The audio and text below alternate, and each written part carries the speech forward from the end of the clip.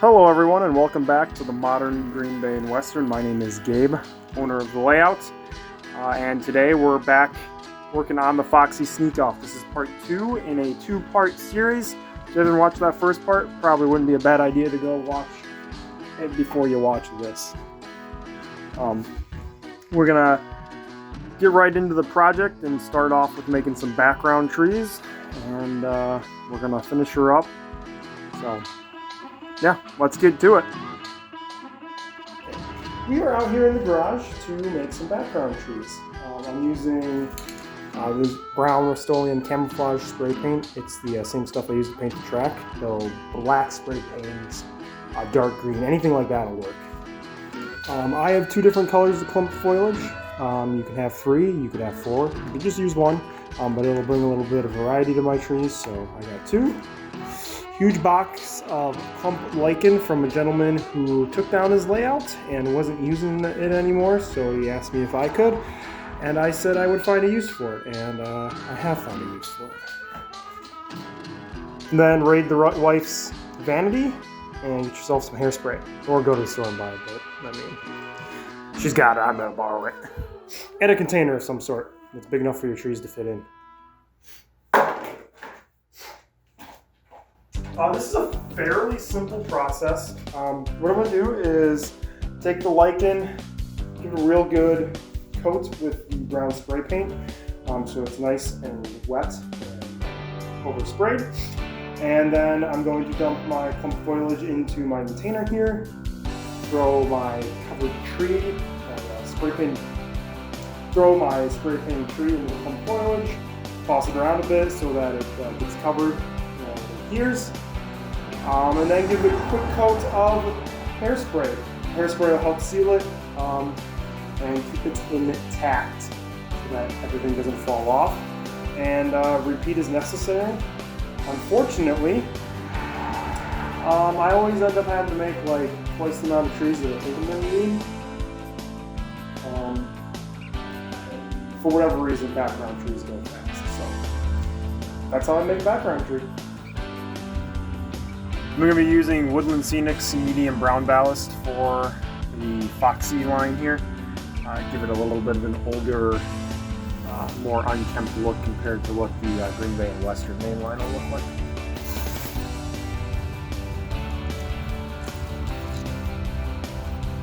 Ballasting is very similar to laying down scenery in the sense that you put down your items. No paint this time. Don't paint under the track or anything to get it to here or anything. It's literally just me building it up like you would with a real railroad. I'm trying to cover over the spots that don't have any ground cover. Then you use some wet water and some scenic cement to get it to adhere. Paintbrush is helpful to brush the ballast in between the ties and off the ties and off the rails, because you don't want anything to interfere with the operations of your track. And that's probably the most important part to remember when you're doing ballasting, is you want your track to still work great.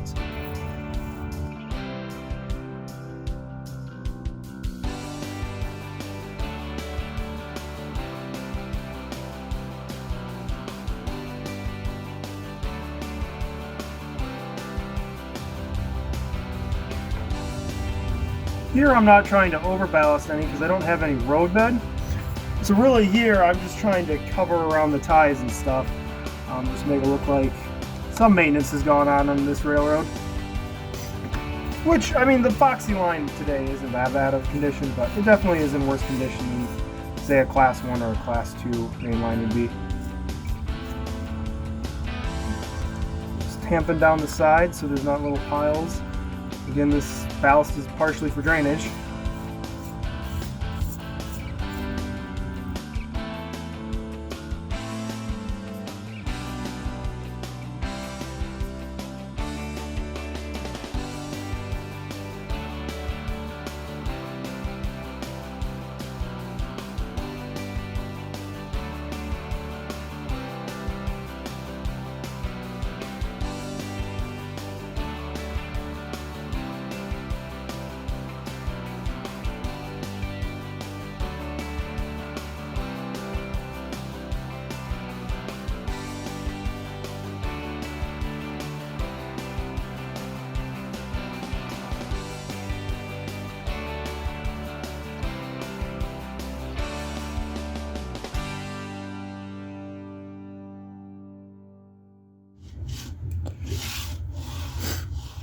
Okay, doesn't look like there's any issues with this part of the track.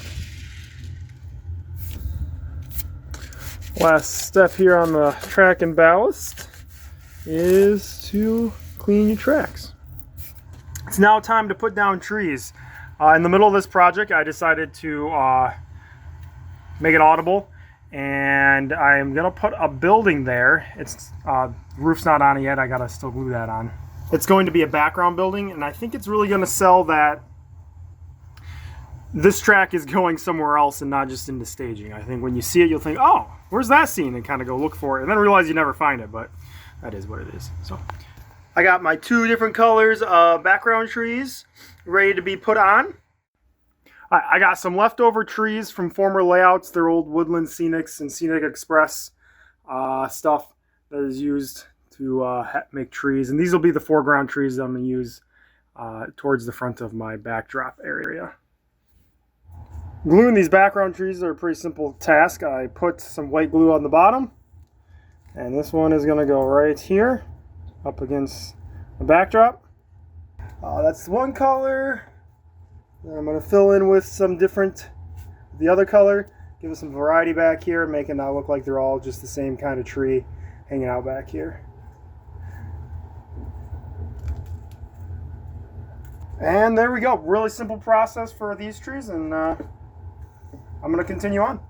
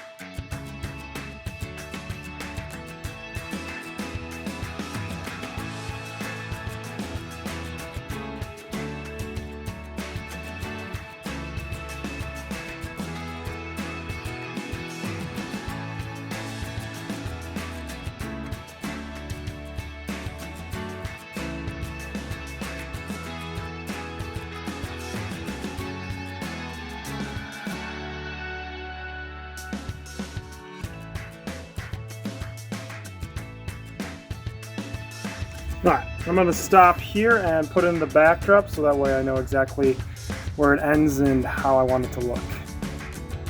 So now that I have the backdrop in, I'm going to work on some of the more foreground trees that are going to have a little bit more detail. It's a pretty simple process here. I am just poking the foam with a toothpick and putting a little bit of glue on the end of the tree and sticking it into that hole that I poked in. That's one of the great things about this foam construction, is that it's very easy to add scenery elements such as this. Where the main line passes through the backdrop, I'm adding trees on either side of the hole to kind of disguise the hole, and same goes for the end of the backdrop. That will be the background for Granite Valley Forest products. Putting a tree there also to kind of disguise it and make it not so obvious that the backdrop just ends there.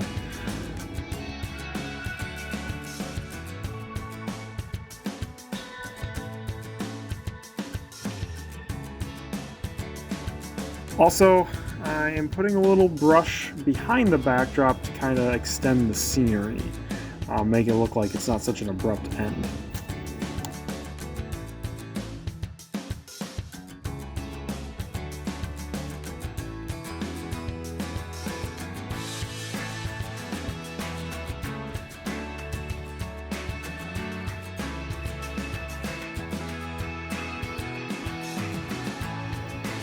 And with that, I'm going to call this project mostly done. So here's how it looks when you're looking at the layout most of the time. Granite Valley Forest Products has a nice backdrop now. The edge of the backdrop is somewhat obscured, and so is the entrance. It's a little hard to see in there, but there is scenery that continues through the backdrop. And then this angle is it's hard to see because of the darkness, but I think with that building back there, it definitely makes it look like the layout is larger and like that track is going somewhere else. Here's how the scenery looks on the Shyocton side. Obviously there's a big gap in the backdrop, but otherwise it looks pretty good. I'm pretty excited with the way it turned out, even though it's meant to be background and not foreground in detail. And here's a quick overview of what it looks like from above in between the two backdrops. As you can see, I still need to finish the Foxy staging track, but that'll come with time. Here's some parting shots of the effects. We have a racks and stack train coming on the main line through the backdrop. Here's a shot of 224 working Grand Valley Forest products. I like the way the backdrop encapsulates this scene. And here's GB&W 224 pulling an empty rock train off the Fox Valley and Lake Superior sneak off track. I'd like to thank you for watching. Please like, subscribe, comment if you have any questions or suggestions. I greatly appreciate it and read all of those. I look forward to seeing everybody at Train Fest in a few weeks. Have a great rest of your week. Bye.